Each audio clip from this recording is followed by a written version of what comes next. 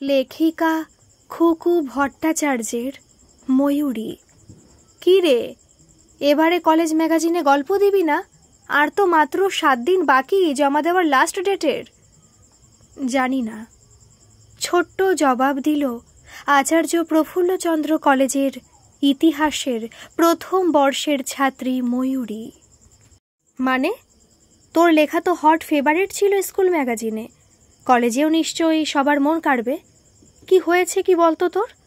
গত সপ্তাহে বুধবার দিন কলেজে এলি না, তারপর বৃহস্পতিবার কলেজে আসার পরের থেকেই কেমন চুপচাপ হয়ে গেছিস। আর আজ তো এই সপ্তাহের বুধবার হয়ে গেল। বাড়ির সবাই ভালো আছেন তো? বান্ধবী সুমালার প্রশ্ন। অফ পিরিয়ডে দুই বান্ধবী কলেজ বিল্ডিংয়ের পেছন দিকে এই আম গাছটার তলায় বসে রোজই টিফিন ভাগ করে খায় আর নানান ধরনের গল্পে মেতে থাকে। ক্যান্টিনের হই হট্টগোল দুই বান্ধবীর কারোরই খুব একটা পছন্দ নয়, তাই এই নিরালা জায়গাটা দুজনেরই খুব ভালো লাগে। কিন্তু এই কদিন হলো সুমালা ঠিক জুত করতে পারছে না ময়ূরীকে। সব কথারই কেমন ছাড়া ছাড়া উত্তর দিচ্ছে। সুমালা ভাবে, না, আজ যে করেই হোক জানতে হবে কি হয়েছে ওর। বেশ একটু নাটক করে সুমালা ময়ূরীকে জিজ্ঞেস করে, দেখ, আমি তো তোর প্রাণের বন্ধু, আমাকে বল না রে, কি হয়েছে তোর? তুই কি প্রেমে পড়েছিস? কি, আমি প্রেমে পড়ব ওই অসভ্য ছেলেটার? সুমালা মনে মনে ভাবে, এসো বন্ধু, পথে এসো। প্রেম ছাড়া কি এই বিরহ মানায়? তবুও না বোঝার ভান করে বলল, কে রে অসভ্য ছেলেটা? যেমন আমাদের এই জায়গা, তেমনই তো লোকজন সব বদলি হয়ে আসে। মধ্যম গ্রাম, আমার মায়ের কলকাতার মেয়ে হয়ে কি দরকার ছিল এখানে বিয়ে করার? যাব বাবা, এর মধ্যে কাকু কাকিমার বিয়ে টেনে আনছিস কেন?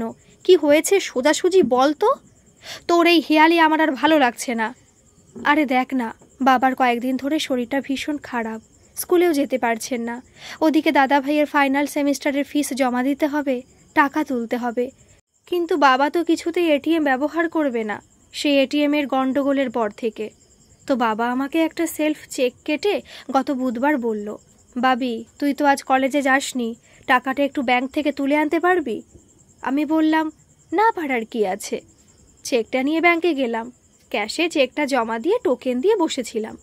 নম্বরটা ডাকলে কাউন্টারে গিয়ে দাঁড়াই। ক্যাশের ছেলেটা আমাকে জিজ্ঞেস করলো, অমিতেশ ব্যানার্জি কার নাম? আমি বললাম, আমার বাবার নাম। ছেলেটা তখন বলল, পেছনে সই নেই। আমি বললাম, কার পেছনে? ছেলেটা বলল, কার আবার, চেকের উল্টো পিঠে সই করে নিয়ে আসুন। আমি তখন ব্যাগ থেকে পেন বের করে চেকের উল্টো পিঠে নাম লিখলাম ময়ূরী ব্যানার্জি। চেকটা আবার জমা দিলাম। ছেলেটা অবাক দৃষ্টিতে আমার দিকে তাকিয়ে জিজ্ঞেস করলো, আপনার বাবার নাম ময়ূরী ব্যানার্জি? আমিও রেগে গিয়ে বললাম, বাবার নাম হবে কেন, আমার নাম এটা। অসভ্যটা তখন বলে কি জানিস, আপনি বোধহয় কোনোদিন ব্যাংকের কাজ করেননি না? আপনার বাবা বোধহয় চেকের উল্টো পিঠে সই করতে ভুলে গেছিলেন। আমি ওনার সই করিয়ে আনতে বলেছিলাম। এই চেকটা আর কাজে আসবে না। আপনার বাবাকে বলবেন এটা ক্যান্সেল করে দিয়ে আর একটা ফ্রেশ চেকে সই করে দিতে। নেক্সট। জানিস, লাইন থেকে বেরিয়ে মনে হচ্ছিল জীবনে কোনো দিন এত অপমানিত হইনি। কে একজন বলছিল, ছেলেটা নাকি নতুন বদলি হয়ে এসেছে এই ব্রাঞ্চে, ভীষণ কাট কাট কথা বলে নাকি। যাই হোক, বাড়িতে এসে বাবাকে সব বললাম, আর এও বললাম, এবার থেকে তোমার নবাব পুত্তর যখন বাড়ি আসবে ওকে দিয়ে টাকা তুলে রেখো। তা সৌভিকদাকে দোষ দিচ্ছিস কেন? ও কি করেছে? সুমালা প্রতিবাদ করে, ও বাবা, খুব গায়ে লাগছে না? ডুবে ডুবে যে জল খাচ্ছ সেটা কিন্তু আমি ধরতে পেরে গেছি। দাদা ভাইও আমার কাছে স্বীকার করেছে, শুধু কাউকে বলতে বারণ করেছে বলে আমি চুপ করে আছি। ভাবছিলাম তোর মুখ থেকে কবে শুনবো, কিন্তু তুই একটা আস্ত শয়তান, নিজেরটা চেপে রেখে আমাকে খোঁচাচ্ছে। আমি কি করব বল, আমাকেও তো কাউকে বলতে বারণ করলো। নে নে, হয়েছে, চল এবার, ডিএসের ক্লাস শুরু হয়ে যাবে। দুই বন্ধু হাঁটা লাগায় ক্লাসরুমের দিকে।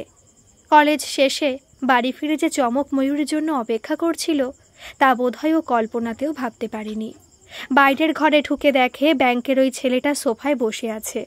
সামনে সেন্টার টেবিলের ওপরে এক থালা ফুলকো ফুলকো লুচি, বেগুন ভাজা আর একটা প্লেটে গোটা চারেক রসগোল্লা। বাবা ডিভানের ওপরে বালিশ নিয়ে আধশোয়া আর মা ছেলেটার উল্টো দিকের সোফায় গদগদ হয়ে বসে আছে। এই দেখ বাবি, এ হলো আমার স্কুলের বন্ধু অবনীশের ছেলে, আমাদের এই মধ্যম গ্রামের SBI ব্রাঞ্চে বদলি হয়ে এসেছে। ওর নাম সাগ্নিক ভট্টাচার্য। আচ্ছা বাবি, তুই কি সেদিন এর কথাই বলছিলি যে তোকে খুব অপমান করেছে?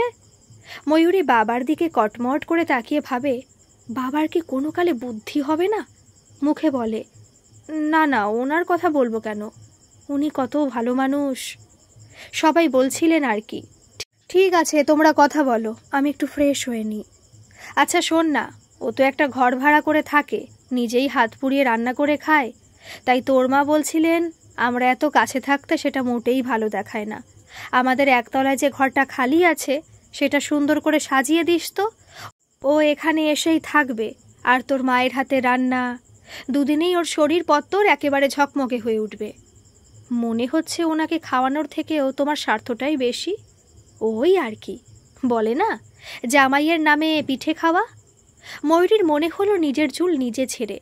বাবার কি কোনো কথা মুখে আটকায় না? কোনো কথা না বলে সোজা নিজের ঘরে গিয়ে দরজা দেয়। একেই সেদিনের ব্যাংকের অপমান, তার উপরে বাবা কি কথাটা বলল, জামাইয়ের নামে পিঠে খাওয়া। খারাপ সময় এলে এইভাবেই আসে। কি রে বাবি, আর কতক্ষণ ঘরে ঢুকে বসে থাকবি? আয় একবার এদিকে, বাড়িটা একটু ঘুরিয়ে দেখা ছেলেটাকে।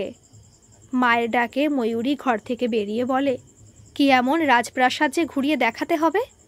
যা না মা, ছাদ থেকে একটু ঘুরিয়ে নিয়ে আয়, ফুল গাছগুলো দেখতে পাবে, লাইটটা জ্বালিয়ে নিস, অন্ধকারে তত ভালো হয়তো বুঝবে না। মা নন্দিতা দেবীর কথায় ময়ূরী সাগ্নিককে নিয়ে ছাদে যায়। দেখুন কি দেখবেন এই আলো আধারির মাঝে? ফুল দেখতে গেলে আলো লাগে না, অন্ধকারেও দেখা যায়। ফুল তো নিজেই চারিদিক আলো করে রাখে, তাই না? সাগ্নিকের স্মার্ট উত্তরে ময়ূরীর কি বুকের মাঝে একটু ছলাত আওয়াজ শুনতে পেল। চলুন, নিচে সবাই অপেক্ষা করছে। আপনার ময়ূরী নামটা কিন্তু খুব সুন্দর। কি বললেন? না মানে আপনার বাবার নামটা কিন্তু খুব সুন্দর। সাগ্নিকের তোতলামো দেখে ময়ূরী মনে মনে হেসে ওঠে। যাক, এ ছেলেও তাহলে তোতলায়। এরপরে সাগ্নিকের বাসস্থান হয় ময়ূরীদের বাড়িতে। তবে ময়ূরী কিন্তু নিজের গ্র্যাভিটি নিয়েই চলে। প্রিয় বান্ধবী সুমালার টিকা টিপ্পণীতেও ময়ূরীর মনে কোনো ছাপ ফেলতে পারে না। ওদিকে ময়ূরী দাদা ভাইও ফাইনাল সেমিস্টারের সঙ্গে সঙ্গে ক্যাম্পাসিংয়ে কগনিজেন্টে জব পেয়ে গেছে। সল্টলেকের সেক্টর 5-এ পোস্টিং। সুমালার সাথে ময়ূরীর দাদা ভাইয়ের প্রেমের পর্বটাও জানাজানি হয়েছে দুই বাড়িতে। কোনো বাড়িতেই আপত্তি নেই। এখন সমস্যাটা হলো ময়ূরীকে নিয়ে। অনেক সাহস সঞ্চয় করে সাগ্নিক একদিন ময়ূরীকে বলতে পেরেছিল, দেখুন অনেক দিন হয়ে গেল, আমারও কিন্তু মন বলে একটা পদার্থ আছে, সেটা কি আপনার চোখেই পড়ে না? আর সেদিন ব্যাংকে আমি আপনাকে হার্ট করে কোনো কথা বলিনি। প্রথম কথা, মন এমন একটা জিনিস যেটা খালি চোখে দেখা যায় না, যে দেখবে তার চোখেও প্রেমের চশমা নেই। আর দ্বিতীয় কথা হলো, আমি সহজে কারোর কথায় হার্ট হই না। মনে মনে ময়ূরী বলল, দাঁড়াও চাঁদু, আগে ব্যাংকে একটা চাকরি বাগাই, তারপরে তোমার কাঁধেই চাপবো। আমাকে তো চেনো না, আমার নাম ময়ূরী। গ্র্যাজুয়েশনের পর সুমালা আর শোভিকের 4 হাত এক হয়, আর ময়ূরী ব্যাংকের পরীক্ষার প্রস্তুতি নিতে মাহিন্দ্রাতে ভর্তি হয়। 1 বছরের প্রস্তুতি নিয়ে রাষ্ট্রায়ত্ত ব্যাংকেই প্রবেশনারি অফিসার পোস্টেই জয়েন করে। প্রথম পোস্টিং হয় মেদিনীপুরে। আর এতদিনে সাগ্নিকও প্রমোশন পেয়ে সাগ্নিকের হোম টাউন মেদিনীপুরে ট্রান্সফার হয়। ব্যাস, আর যায় কোথায়? মধ্যম গ্রামে এসে সাগ্নিকের ঠিকানা হয়েছিল ময়ূরীদের বাড়ি, আর মেদিনীপুরে ময়ূরীর পোস্টিং হয়ে ময়ূরীর পার্মানেন্ট পোস্টিং হয় সাগ্নিকদের বাড়িতে। ভগবানের লীলা বোঝে কার সাধ্য। বছর 1.5 বাদে ময়ূরীর কোলে আসে আর একটা ছোট্ট ময়ূরী। সাগ্নিক মেয়ের আদুরে ফোলা ফোলা গাল দুটো আদর করে টিপে দিয়ে বলে, একদম মায়ের মতো হবি না, ভীষণ হার্টলেস, বহুদিন আমাকে অপেক্ষা করিয়েছে বুঝলি।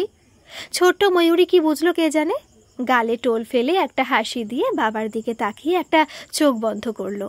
সাগ্নিক মেয়ের কাণ্ড দেখে হতবাক। বাবি, তুমি কিন্তু এরকম ছিলে না, তোমার কিন্তু বেশ একটা গ্র্যাভিটি ছিল।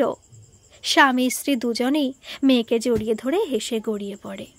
গল্পটি যদি ভালো লাগে তাহলে প্লিজ একটা সাবস্ক্রাইব করে আমার পাশে থাকবেন। কেমন লাগলো একটা কমেন্ট করে জানাবেন। ধন্যবাদ।